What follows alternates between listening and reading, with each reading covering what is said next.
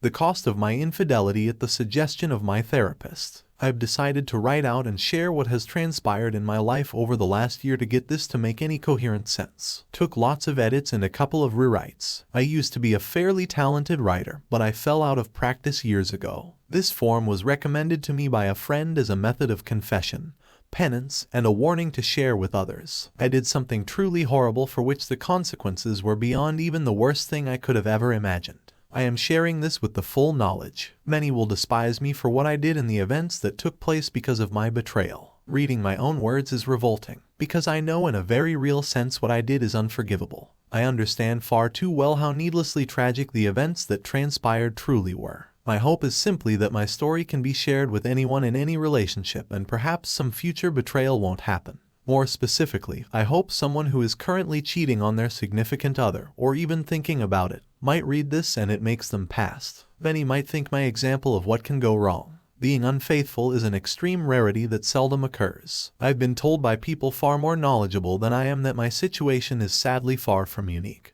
But I'm willing to take the hate I will receive by sharing this if it keeps even one person from breaking the heart of someone they love. I am a 28-year-old female, and I was married to a wonderful man I will call William. 8 months ago, my husband confronted me with proof I had been both emotionally and physically unfaithful. A few days after he confronted me about my infidelity, my husband committed suicide. I realized just typing those words out has caused people I don't even know to hate me. I couldn't believe I had the capability to do something that evil to harm someone I loved since we were children. But I did it. If you'd asked either me or William if either of us would ever be unfaithful, we both would have laughed. But to my own shock and surprise, I allowed myself to lose focus and strayed. I knew it would destroy him if he ever found out. But I took the heart of the man I loved and crushed it so cruelly he could endure the pain of this life anymore. Those of you thinking right now that I don't deserve to be breathing, I agree with you. I agree with you so much. I have attempted on 2 occasions to make that a reality. I'm assured there is a reason I'm still here. For the moment, I've convinced myself that the longer I live, the more I suffer. And I don't deserve the mercy of a suicide if we're being honest. William and I grew up together. I can remember my very early youth, and at no time in my memory did I not know William. We were in the same Sunday school classes, public school classes, and our families had been friends long before he and I ever came along. He could always make me laugh. Kids can be mean, but William never was. I realized I thought he was cute in 6th grade. It wasn't an official crush until high school. William and I had been our one and only loves from early high school all the way through college together. We were best friends and cherished each other so much. After graduation, we took a year to get good stable jobs near our families and decided to get married. We took vacations. Together, we made love. At any moment, we got the chance. We were ravenous for each other. The only time tax was on the table was during that time of the month. But we'd make love for hours, beautiful moments of passion. And I threw it all away for something tawdry, cheap and worthless. We were planning to have children. We knew their names. We were both virgins. He was my first everything, and I was his first everything. Part of me wishes I could say I had a drunken one-night stand. Tried to keep that from my husband, but he found out no. I got emotionally and physically involved with a man who was inferior to my husband in every way, shape, and form. I didn't even consider the possibility that a friendship with another man could lead to an attachment for me. My husband and I had a strong marriage. As foolish as that sounds to say now, we really did. My husband was the epitome of strength. I was the one who was weak. Though before this, I considered myself a strong woman. It's just that no one ever told me that while our relationship was so very strong, no relationship is bulletproof. There is not a day that goes by that I don't wish someone had walked up and shot me the minute before. Anything I did became secretive. It is an indisputable fact. The world would be a far better place with my husband here and alive instead of me. There is no rationalizing away truth like that. I had so many chances to stop it before anything happened, and I had absolutely no reason to allow anything to happen. After a brief and heated conversation, he walked out, and I never spoke to him again. I tried to contact him in any and every way I could think of. My God, I tried to reach out so many times just to let him know that I am truly sorry. Just to know I hate what I did. My text to him never showed anything but an unread status to me, so I doubt he read any emails or heard any voicemails either. But everyone said I needed to give him space and time to think. 2 nights after William confronted me at 3:17 a.m., there was a loud knock at the front door. I turned on the lights. I thought at first it might be someone in a drunken stupor wanting to curse me out or worse. Then there was another loud knock and I threw on a hoodie before heading to the door. When I opened the door to see two policemen, I knew they could have been there for many things, but I knew in an instant why they were there. Their words telling me that my husband's body had been found due to an apparent suicide destroyed me. I dropped to my knees and wailed a shriek of agony. I tore at my skin and hair as the police tried to calm me down. By the time the EMT got there, I was sitting on the steps rocking back and forth repeating that I was so sorry. Yeah, there was no way I was making it to the funeral, even if William's family had allowed any of my family to attend. I was kept sedated for days. The first thing I wanted to do when I got out was visit William's grave, but nobody knew where his parents had him buried. They had every right, but that cut deeply, and I tried to cut deeply that night when I tried to take my life for the first time. I've now been hospitalized now twice for attempted suicide, not asking for pity. In fact, I don't want it. Nothing can take this heartache away, and nothing can even numb it. Part of me wishes I had somehow forced him to see me just for a mere moment to tell him how sorry I am, and then I knew our marriage was over. But I didn't get that. No, I didn't deserve it. And I have to face the fact that what I did was, in fact, so vile that making my husband see me might have forced him to take his life even sooner. Many people have said to me my actions were what led him to take his life. I don't think there is any doubt. Until that horrible day, he'd been so unbelievably happy. We both had been. He left no suicide note to verify I was his cause of death. But we had been so happy. We loved spending nearly every moment together. To go from that kind of bliss to that kind of grief in such a short span of time ended him. I ended him. My words, actions, and thoughts betrayed us both. Regret doesn't kill you. If it did, I would have died before my husband ever confronted me. When COVID hit, William and I quarantined together. I was fortunate enough to teach for an exclusive private school. The benefactors assured us our salary was paid as long as the need for isolation persisted. William worked from home and made a lot of progress on the project. He was placed in charge of the entire world, was worried and afraid. But we had each other, and we so enjoyed making the most of it. Watching movies in bed, feeding each other food, playing like two little kids. I am utterly, truly, completely sorry to those that lost a loved one due to that horrible disease. What the world went through was a literal plague upon humanity that caused so much needless death. But my husband and I got closer in those weeks than we ever had before, and our bond had been strong. We joked about how so many people were hating having to spend time with family or, God forbid, their wife or husband. We simply couldn't get enough of each other. After the first month, we had to agree to limit tax to once a day for about a week. Our only argument, the entire quarantine, was about having to do laundry just to put clean sheets on the bed yet again. And I cheated on that man, which drove him to exit this life due to my evil actions. A man I had such a close bond with. I was an idiot in so many ways. But for me to think because of that bond, no temptation was enough to get me to stray.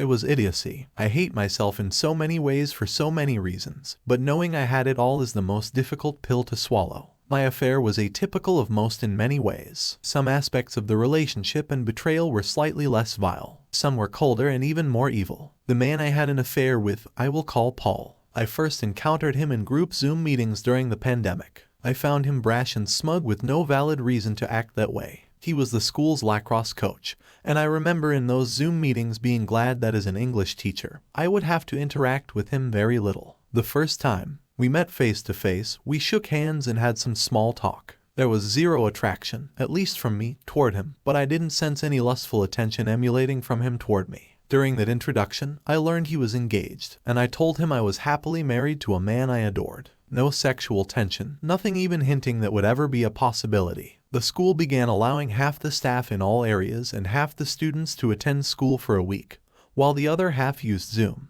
The next week, the other half would attend on site and vice versa. They were supposed to assist with social distancing and the students' feelings of isolation, while eating lunch one day before my next class began. I got an email from Paul. He had written out some toasts and jokes for his upcoming wedding and wanted me to edit what he'd written. I was used to being sent writing to edit, so there was nothing I felt important enough to tell William. Coupled with the fact it all pertained to Paul's wedding, and I saw no reason to give my husband a boring detail about that day. The email contained a toast to his parents as well as to the parents of the bride. I took what he'd said and added a few phrases to pull out the heartstrings of all who attended. The jokes directed at his brother, the best men, were absolutely hilarious, but a little vulgar for my liking at a wedding. I said as much when I sent back his edited speeches. He laughed and said, I just don't know his family, and that ball busting was a family tradition. That email exchange began several months of corresponding back and forth, but as difficult as it may believe, not until the very end did anything become inappropriate. Not once did anything become flirtatious or sexual. Well, we did talk about tax, but from a purely scientific and psychological point of view, our tax talks at that point would have made the biggest nymphomania in history drier than Sahara. There was nothing emotional or physically stimulating to those conversations. Evans and I enjoyed our corresponding due to the fact I was certain there was no temptation on either end. We discussed race, politics, religion, science, sports, all the things people are hesitant to discuss due to differing opinions. Some of the discussions even got heated. I was called approved more than once due to my opinions about tax. Yes, I proved him wrong, but I wish to God he'd been right for the longest time. All of this took place during work hours. My husband and I had a landline for emergencies, but as soon as we entered the door at home, our smartphones were turned off. Paul didn't even have my number to text until I emailed him with a zinger at the end late in the day. He demanded my number to refute what I sent. Dozens of other co-workers had my email, and I thought nothing of that. I seriously don't think Paul had any interest in pursuing me either, as at the time he was smitten with his fiancée. But about a month before their big day, Paul found out his girlfriend had been carrying on an affair with her high school boyfriend for over a year. He was in shock and deeply hurt by the whole situation. I unwittingly became his person to vent to. I don't know where in our string of conversations that things crossed a line, but I began to feel truly sorry for Paul. I truly, despite his fiancée, for what she'd done, and I saw nothing wrong with that. But after a particularly rough night for him, he came to school looking frazzled, and I could tell he'd been crying. I gave him a hug and talked to him a bit. He asked if I could stay after school to talk since I had a couple hours after work each day before William got home. I agreed. In hindsight, I realize now what drew me into my conversations with Paul was a different opinion. William and I had discussed most any topic two people could discuss. I knew before his reply what William would say when I asked him a question the vast majority of the time. I guess I wanted a surprise when I talked to a verbal conflict. It was stupid, pathetic, and weak, but that is what led to the affair. Things with William were ideal and we spent every available moment together. I had mentioned a co-worker named Paul in passing to William,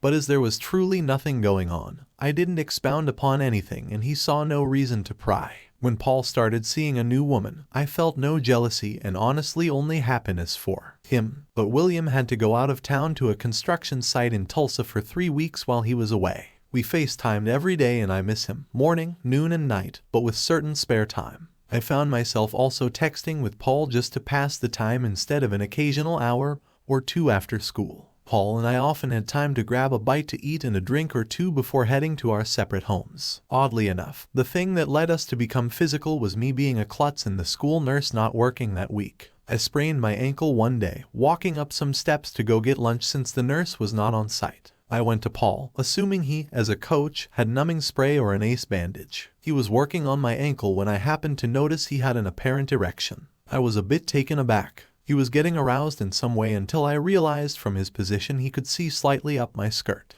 I have to admit for a moment I found the fact I was turning him on was stimulating in some way. I adjusted myself to see if a slightly better view would get him more worked up. He called me out on it. I laughed and told him he could work out his frustrations with his new girlfriend. Suddenly he kissed me and I pushed him away. He kissed me again and I didn't. We made out for a few minutes before I realized what I was doing. I hurriedly got out of his classroom and made it down the halls to my classroom. I sat in disbelief of what had just occurred. I didn't plan for it to happen, and I was certain Paul didn't either. I didn't know if I should call William and tell him that moment or wait until he got home that night. But when I talked to Paul after classes, he apologized, urged me not to bring any conflict into my marriage, and remain just friends. I didn't want to give William more to stress about as he was out of town and focused on his job assignment. After talking with William that night about how things were going in Tulsa, I decided to wait and tell him when he got home. His company was having some issues with the client, having the manpower to keep the project running smoothly. There were things William could not get done due to the delays, which meant he had to spend 2 extra weeks in Tulsa. Paul was there for me to discuss what had happened between us. I couldn't tell any of my women friends. I couldn't rely on any family members as they all rightfully loved William to pieces. I guess random strangers on a site like this would have been the best option had I known about it. But the person I was venting to was the very last person I should have been discussing it with. One Friday after work, Paul and I went to a new restaurant near the school for dinner. have been discussing it with. One Friday after work, Paul and I went to a new restaurant near the school for dinner. We sat at the bar and had a few drinks. As I explained how unsettled I felt knowing I had to tell my husband what had happened, he asked me how I thought William would take the news,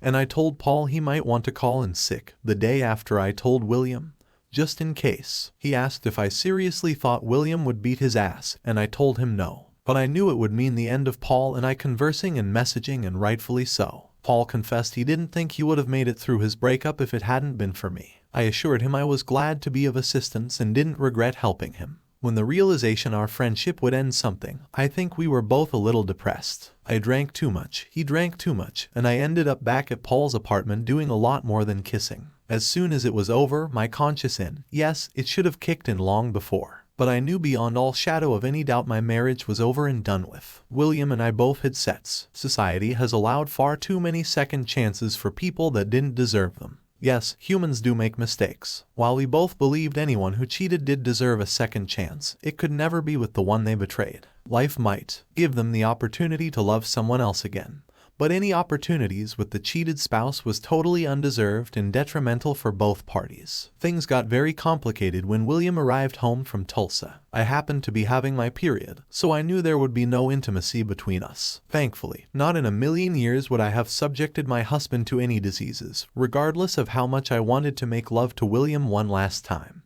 I couldn't allow that to happen. I wrote out a long letter to William, confessing what I had done and planned to give it to him after a face-to-face confession. To this day, I don't know what happened for William to discover what was going on. For all I know, he had been monitoring my online conversation with Paul from day one. I never got to ask him how he discovered my betrayal, and the realization he'd learned what I'd done before I had the chance to tell him caused me to fall to my knees and swear I planned to tell him. William didn't believe that, and I wouldn't have either. He had a stack of the text between Paul and I printed out, though I didn't deny any of what he accused me of. That honesty came far too late. He packed a few things in a suitcase and left me on a Monday evening. Wednesday night, drove to a shopping center, parked his car, and took his own life. To know I had destroyed our relationship was torture to my soul, like I'd never known to. No, I'd even robbed him of a chance to find someone else to be happy with ruined me. The realization I didn't just end my relationship with William, but every relationship he had or would have caused more guilt than I could ever express. I could go into all the things that have happened since William passed away, but a lot of it would be details far too many wouldn't truly care about. Suffice it to say, his family hates me and my family. My family was disgusted by my actions and continues to be to this day. Their love for me didn't die, but their disappointment and shame toward me will never end, and that's how it should be. No, the results were not anything I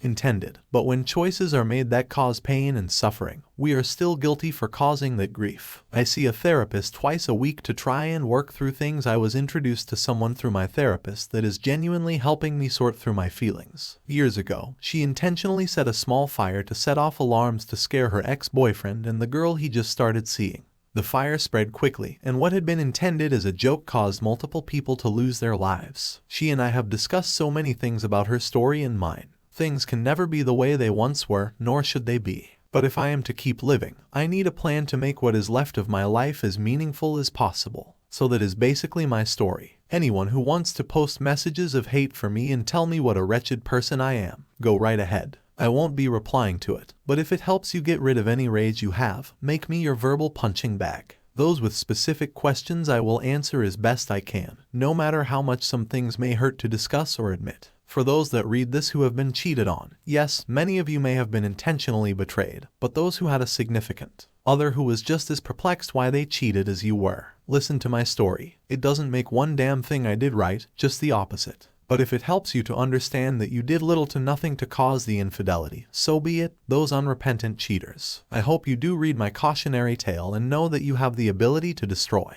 You won't just be destroying someone else. You will be destroying your relationship with many people and a huge part of yourself. I realize I have no room to preach to or judge anyone except myself. I just don't want anyone to find their William and lose them. I don't want anyone to sink the depths I did or cause the pain and sorrow I did. And most of all, I want all the people who have great relationships to cherish it and never take it for granted. As humans, we are not immune to being able to be swayed under the wrong conditions and series of events. When we love someone, we carry part of their soul around with us. Just one betrayal makes it impossible for that person to hold that piece of you again.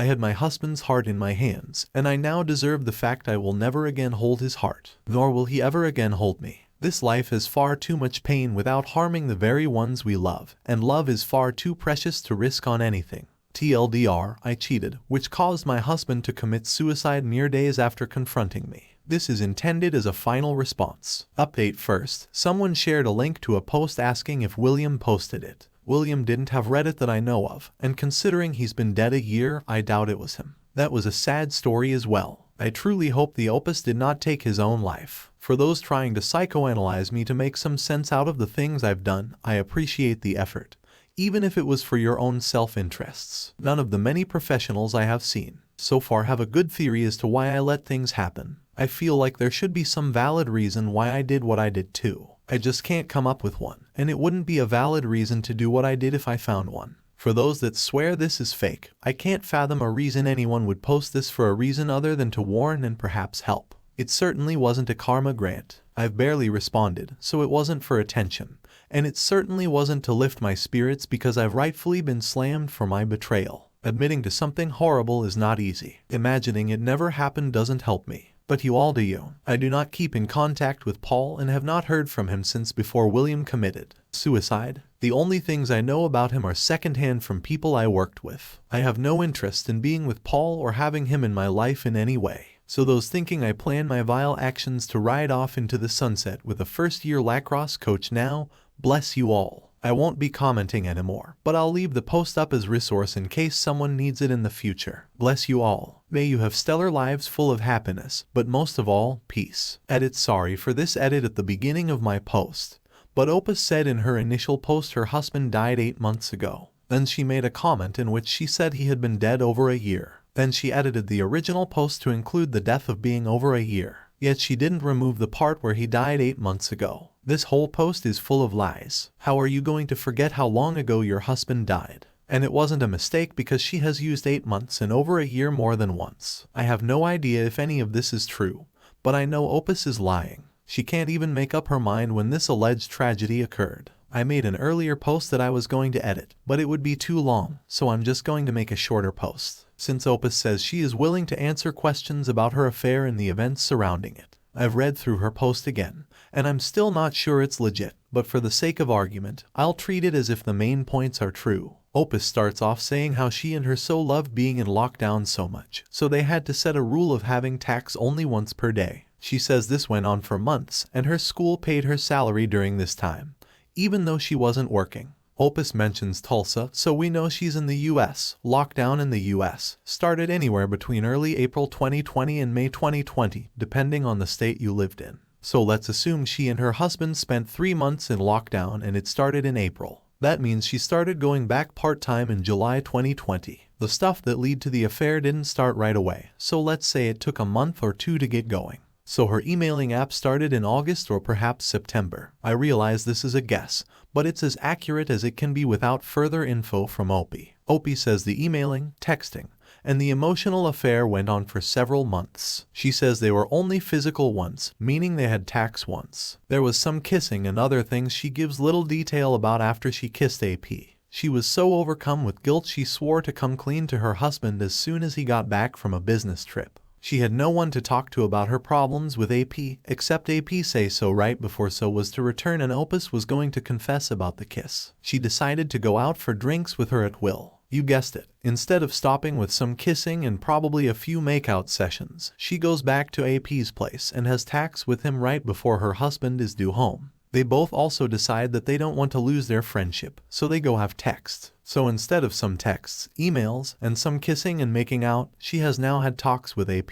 She also doesn't use birth control because her relationship with her husband is so special, and he is just so perfect. So AP doesn't wear a condom. This would be maybe August but more likely September. Notice she says he confronted her about her affair and committed suicide 2 days later. She says this was 8 months ago. We know 8 months ago was September 2020, so the timeline fits. Opus says that their texts, emails, and FaceTimes were never sexual. Yet the husband confronts her with a stack of emails and texts that obviously give away the affair. She says she denied nothing, so how were those emails and texts damning if they contained only normal conversations? Also, how did So find out about the text that had happened only a few weeks earlier if all the emails and texts were innocent? She said she wrote him a letter but never gave it to him, and he never read it. He was dead 2 days later. This doesn't add up. If all their communications were so innocent, how did So get a hold of enough texts and emails to prove the emotional as well as the physical affair? Answer: he couldn't have, unless she isn't being honest about the nature of their communications and the nature of their sexual relationship.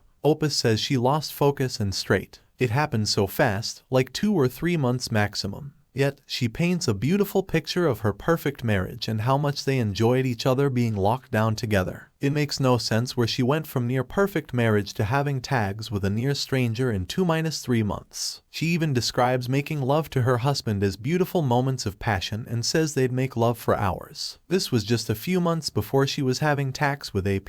Guess it wasn't that beautiful after all. So Opie knows her affair will be over when her husband comes home because she's going to come clean. So what does she do? Goes out for drinks with AP to discuss their situation. Then has tax with him without a condom. She goes on about how strong their marriage was, how perfect he was. Yet it all fell apart in about 5 months. If not for COVID, it probably would have only taken 2 months. Frankly, I think that letter that her husband never read probably said that she was leaving him for the AP. No one read it. And we have only her word as to the contents. If you were going to come clean about your and some physical acts as well, do you sleep with Yuki a few days before your husband comes home? Is that what someone does who is trying to save their marriage? Opus says she knew that just kissing up would ruin their marriage. If they loved each other so much, they should have been able to work through a kiss.